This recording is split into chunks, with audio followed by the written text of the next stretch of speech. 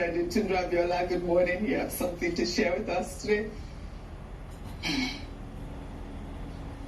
Well, do I just had this really insulting encounter with our previous guest. I am furious. I'm sorry. My father is not the one running for president. That was in 1993. Why was he raised? Just randomly. And you know, in life, you actually forget. I don't know him and I don't really care what he has to say. You forget what people like that have to say. What you remember is the silence of your friends. That was completely out of order. I'm completely furious. I can't even contain myself right now. I'm very sorry. I waited for somebody to speak up on my behalf. Well, nobody did. I think I did in one regard.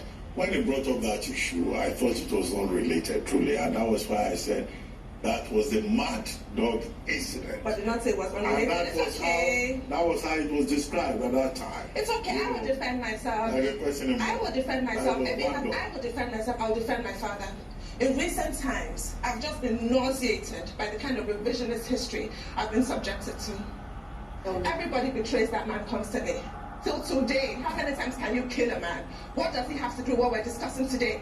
If that principal has not done enough to stand on his own 2 feet, that's hardly my fault or his fault.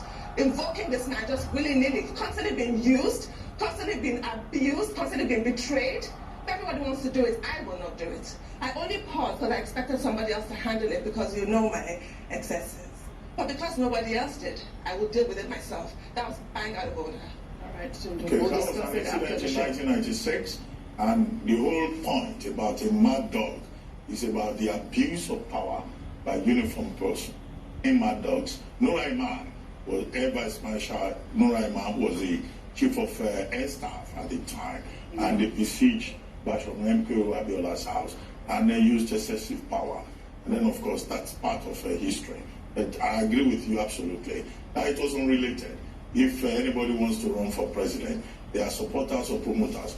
You don't need to keep referring to other people. I mean, what on earth was that nonsense? Again, I apologize on behalf of our... You'll get more of that. We're in a political season. People will come here, when you ask your usual sharp questions, they will say, oh, MKO Abiola. Constantly name dropping. My feet are sore from people dropping my father's name constantly. I mean, can you just stand on your own 2 feet if at all you have 2 feet to stand on? Apologize again. Well, send anybody to attack anybody. And if anybody has said unprintable words against Mr. Ojodu, the onus lies on him to prove that that person is actually from Asiwaju Bola Ahmed Tinubu. And Mr. Ojodu do know, he does know, because I'm very close to him, that Asiwaju will never do that. Asiwaju is very forgiving, even people who have wronged him. And if you permit me, it's just like you're sitting there and I always refer to him because I preserve his history and I've always worked for a lot to make sure that all he deserves is given back to him, and that's your dad, Chief MKO Abiola. It was on the street of Lagos when some Air Force officers slapped him and they abused him.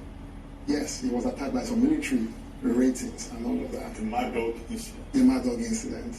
Chief Abiola never raised a finger. He never even fought the military hierarchy and all of that. He took it in as a leader and all of that. And he forgave them. He forgave them. I'm only saying that because Asiwaju also followed Chief MKO Abiola's principles and ideology of peaceful conduct and making sure that people remain peaceful in all of their activities. So he will never do that. And in the